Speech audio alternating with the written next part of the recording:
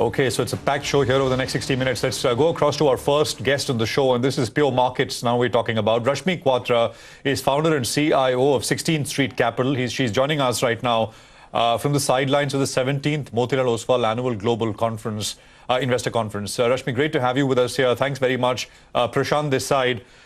You are an investor, a long-only investor in this part of the world, South and Southeast Asia.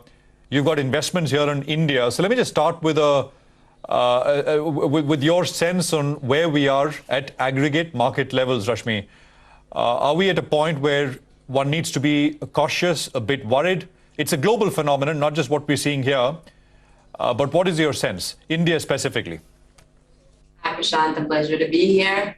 I think, we really take a very long-term view to investing. So I won't comment too much on, specific market levels, but reiterate that, even in a market like India and the global world where we're seeing markets hit highs, there are structural thematic trends that are allowing great companies, run by strong management teams to grow their earnings and their cash flows and compound at very high rates. So we really focus on great companies doing the right things, led by the right teams, to take advantage of the structural themes that we're seeing. India specifically, we think has multi-decadal growth potential, a great economy. We can discuss in detail, but many companies are able to address a larger target addressable market in India. And I think for the long-term investor, it's a very appealing market, and we're definitely invested in the market at 16th Street Capital.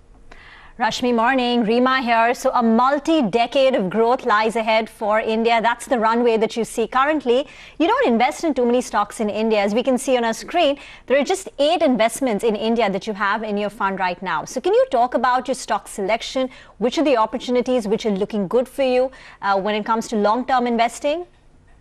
Yeah, sure, Rima. So we do believe in a concentrated approach to investing. So in India, we have anywhere from 8 to 10 stocks. Again, the way we think about it is let's partner with the best management teams in these countries, and in India specifically, as well as in the rest of South and Southeast Asia. What we're seeing are some thematic and structural trends. Starting from the top, you see that these are economies that there is still an increase in the working age population and therefore the workforce. There are more women sometimes in many of these markets that are entering the workforce. And so, households are becoming dual income, propensity to spend is increasing. That will drive consumption over many, multi-decadal kind of horizon as we talk about. So consumption is definitely a trend that we're invested in. We also think that, penetration rates in financial services in these markets are very low. So, most customers until a few years ago in these markets didn't have a bank account, let alone an insurance, mortgage credit. So penetration in financial services is low, getting much better. And the right companies that are using kind of technology to address the target addressable market that historically has been unbanked or not serviced in these products will benefit, multifold in the next few years. Again, we also think technology in general is a theme that we're focused on. Companies who are using technology to really create efficient workflow processes and increase their audience to, outside of the metro urban cities in these markets. All right. Hi, Rashmi. Good morning. You did mention technology, so I want to ask you about those stocks specifically. The entire index has seen a massive rally this year, almost 45% higher. How do you look at some of these stocks? Do these look attractive to you as well? In India specifically? Yeah. Yeah, in India, I think we are just at the cusp. We're talking about a country, of over 1 billion people. And if we take a step back, while it's been true that the economy has been growing, quite rapidly, 5, 6, 7, 8% over the last several years, many companies haven't been able to target most of the market. So, populations that live outside of Mumbai or Delhi in, very rural cities have historically been targeted by the public sector or the government. And now what's happening is that technology is allowing a lot of companies to address this much larger target addressable market.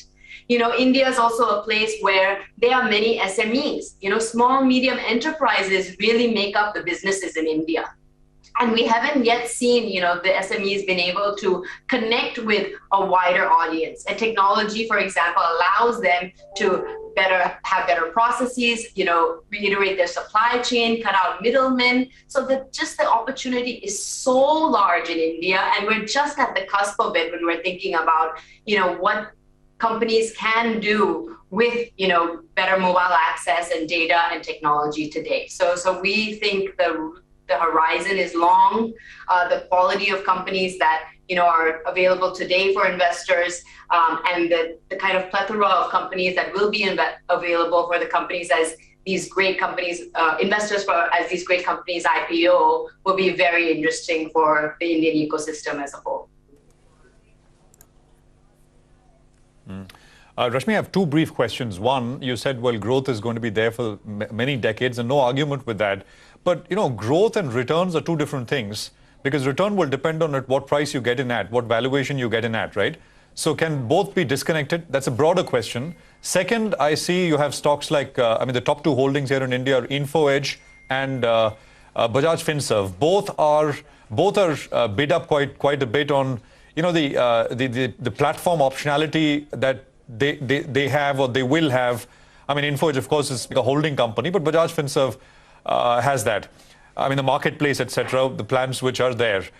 I put out a piece sometime back comparing India internet plays. InfoEdge was not part of it, but I compared about 6 or 7 India internet plays to what's happening in the US, internet companies in the US.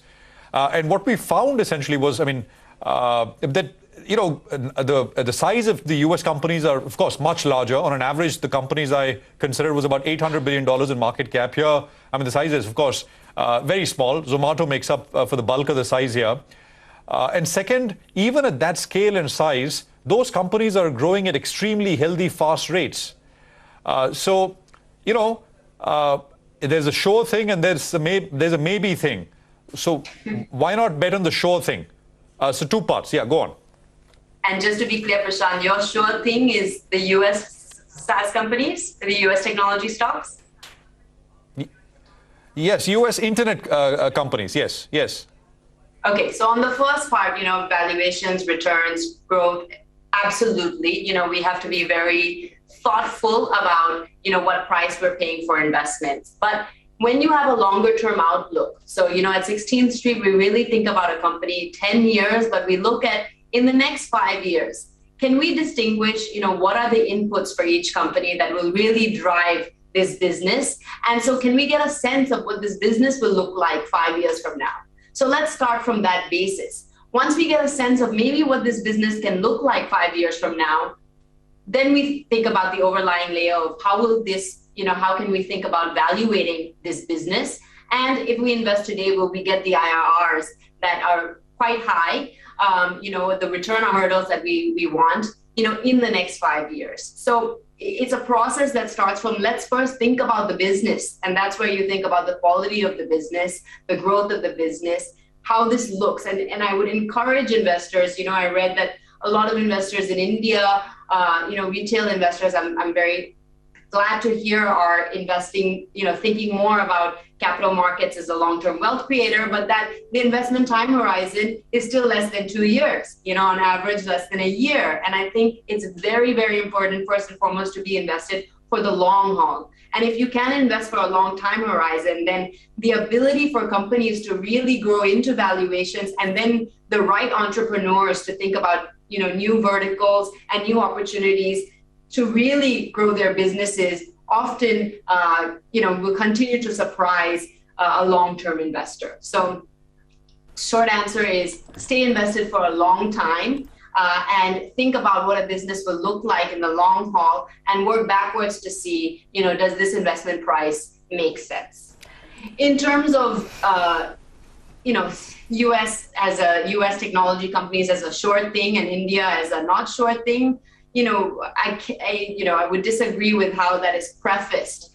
What is definitely a sure thing is the growth in these economies, that the structural growth that these economies are going to, that, a developing nation goes through to become developed, the inputs that go in, as I talked about, those are sure factors. So Now, which of these companies are going to succeed? That's what is maybe less, what you're referring to, Prashant, less sure. But I think that's where the analysis comes into really thinking about, what are great businesses? What are the right management teams? Historically, have they done the right things with investors' capitals? Have they been able to see forward for many years? Are they investing for the next 5 and 10 years and not for the next quarter? Those are some of the questions we ask to decipher whether we are investing with the right people in these economies, which for me are a sure thing.